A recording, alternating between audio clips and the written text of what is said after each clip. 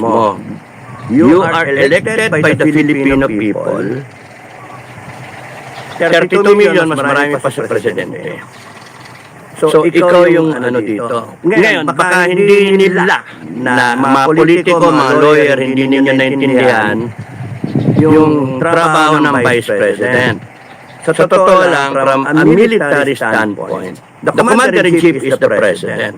The Deputy Commander is the Vice President. The Vice President should always know what is happening. Because at any given point in time, in military parlance, pwedeng mamatay yung commander, matsambahan eh.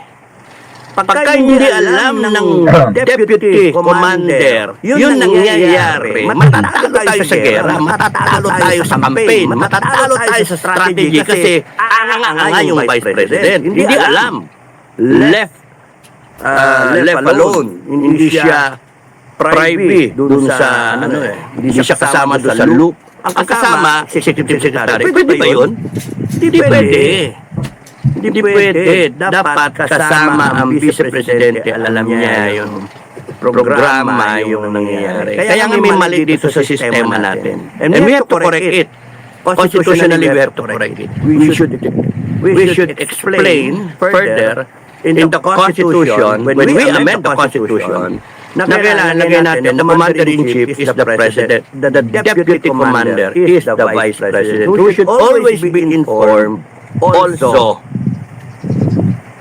by the President at para sila ng alam because in cases na biglang inatake ang Presidente o bumagsak ang aeroplano, etc., na meron pala yung ginagawan bill kung kanino, hindi alam ng bise, pwede siyang lulukuhin ng mga kadil nitong Presidente. Kaya dapat lang alam ng dalawa, President at ng Vice President. Commander, Deputy Commander, and it should be defined na yung chain of command. Nandun yung Presidente, nandun sa gilid niya, sa kanang kamay niya yung Deputy Commander who is ready to take command pagka hindi na pwede yung Presidente. Tanong, question. Bakit hindi ganon? Kasi nga yung nagpo-form niya natatakot na makudeta. Yung gumawa yung mga konstitusyon na yan, yung mga profesyon na yan. Takot sila sa mga ganyan na kudeta eh. Kasi gawin mo Deputy Commander yung Vice President, anytime yan, biglang i-overthrow ka. Kaya ganun eh. Pero we have to look at it from a practical point of view.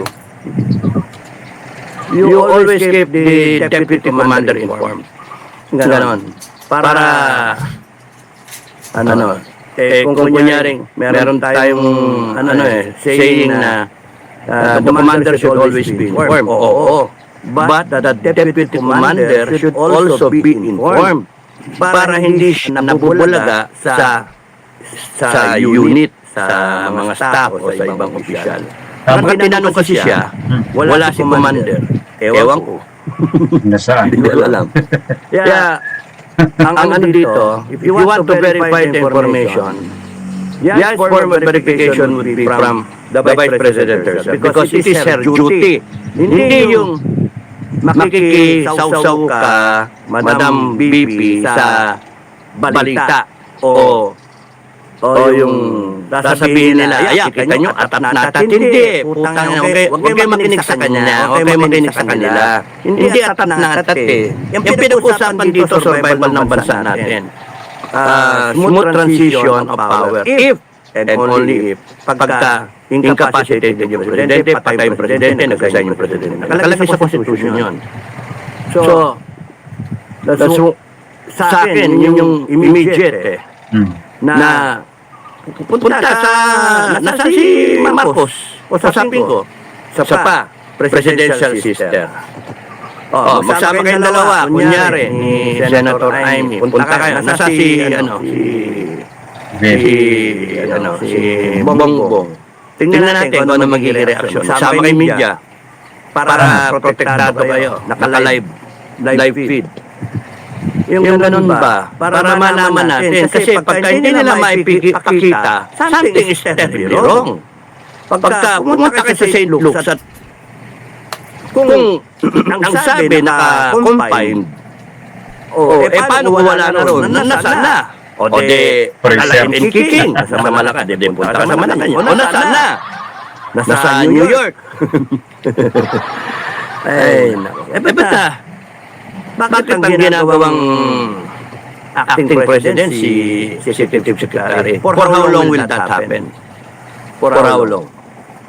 Hanggang sa ma-impeach ang Inday Sara. Kaya mamadali yan impeachment na yan. At huwag kayo nagkukumpiyansa na yung mga senator ay boboto lahat ng not guilty.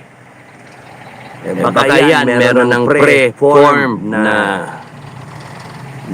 sa minds nila na gigiltihin ka, Madam BP, gigiltihin ka, no matter what. Kunwari lang na not guilty, pero in actuality, biglang boto ng guilty. Kasi pagka ikaw ginilty dyan, at doon lang nila ilalabas na ang totoong situation ng presidente. Wala ka, talo na. Kasi president patay, hindi ka naman pwedeng umupo na, in-impeach ka. Wow, si Soto na ang magiging presidente ng Republika ng Pilipinas. Yes, school bukol. School bukol tayo ngayon. No? Yun yung mangyayari, yun yung game plan nila. So, tinatago nila. Kasi divine intervention hindi nila akalain matsugi o makomatose. Whatever is the case, something is wrong with his health. Because right now, they're continuously lying on his whereabouts. Nasaan na siya? Panay file copy. Panay 2023, 2024, 2025. Imagine. Pwede naman kayo maglabas ng actual Okay, matawag yung press conference na nandun si Marcos, nandun lahat ng kabinete, nandun lahat ng mga concerned officials. Ito, kabuhay ako. Gusto mo, lumabas ka doon, naka-wheelchair. Pero buhay ka. Naka-dextrose ka. Ganyan nga, dextrose. Dito nasasabi, patay ako. Buhay pa ako. Hindi ka pwede pa. Hindi. Sasabihin naman na iba, hindi, incapacitated, tignan mo itsura mo. Ang punto, we need a high-level validation ng mga to. And the only way, sa tingin ko, para respetuhin nyo yung office ng Vice President. Pagka yung Vice President yung nag-i-inquire, hindi dahil sa at siya. No, it is her duty to know. Because kung A8 yan pumasok at kunyari nandyan pa, bakit sinasabi lumabas din? So, meron ba dyan doktor ang magsasabi? At kayo, na mga nandyan, beware.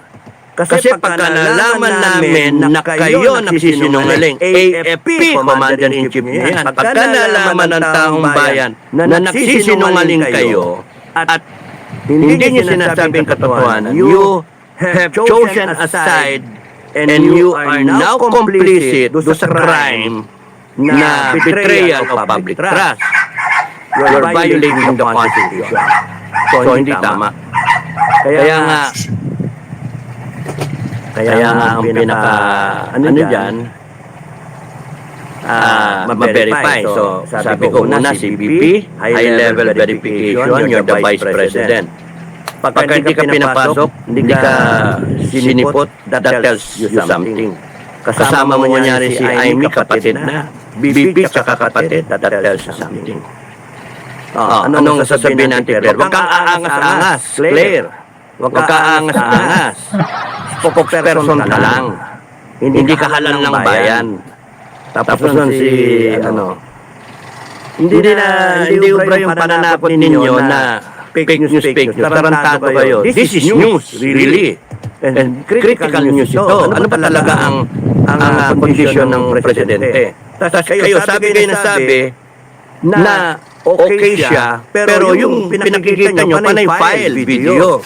Aba, pagka nalalaman namin na kayo talaga ay lumalabag sa Constitution, ay may pakalalagyan kayo, pananakutin namin kayo sa kasinungalingan ninyo. Sa akin nga, kung masunod, papaputol ko lang ng dila nyo eh. Naragis kayo. Nakakainis kayo, mga animal kayo. Niloloko nyo Pilipino.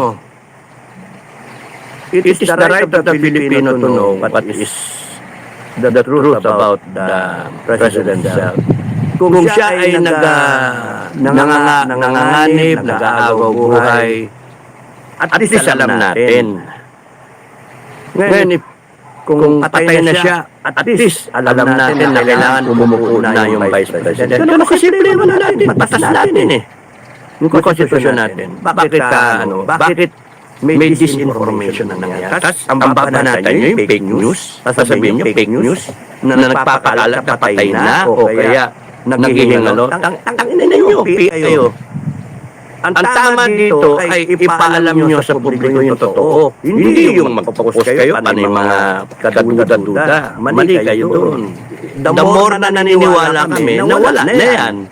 Comatose na yan, patay na yan. Either or, he is incapacitated. And dapat matrigger yung constitutional provision na ma-sworn in yung Vice President. For how long will it last? Hanggang sa may impeach ng Inday Sara. Pagka na-impeach ng Inday Sara, doon yung ilalabas. Yung amoy ng daga. Pabaho na, patay na yung daga. Kaya nag-ano pa ako dyan eh. Sa akin yung kambing namin namatay. Freezer. Kasi kung hindi mo freezer, magnas. Freezer mo. And then, kung kailan na lang kailangan ng kaldereta, ito ka magluto.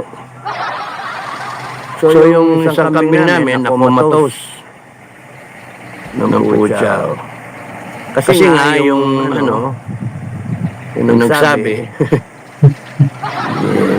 hindi na nagsasalan yun eh. But anyway, so, ano pa yung gusto ko sabihin?